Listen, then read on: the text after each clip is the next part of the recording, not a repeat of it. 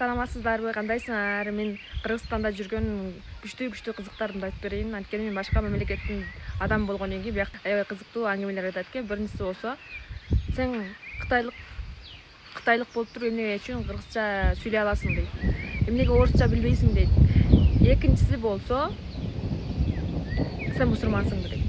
Үчүнчүсү болсо аябай кызык, ал болсо машина да. Мен да машина айдап жүрбөйм биякта, анткени менде мамлекетте машина алык книжкасын.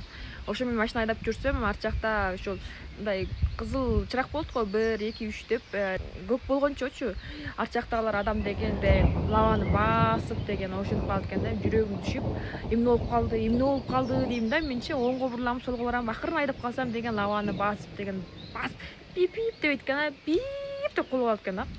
Ошо менен азыр башкача айдап калдым. Кыргызстанга машина келген кезде, машина айдаган кезде катуу айдап калдым да.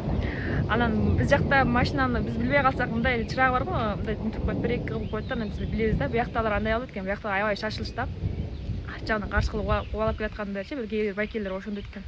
Ошого аябай кызык болду, коркуп калдым ошо кээ бир кезде түшүп калып, мен тилдеп алабы депчи. Катуу айдайтын болдум, азыр ар жак бер жагын карап, мен тилдеп кетпесин, лава басып калбасын деп жана шашылыш болуп бушакта келгенде машинада ошондой айдап калдым. Ошондой кызыктар болуп атат. Дагы силерге сонун кызыктарды айтып берем, жүрөк басып кое аласыз.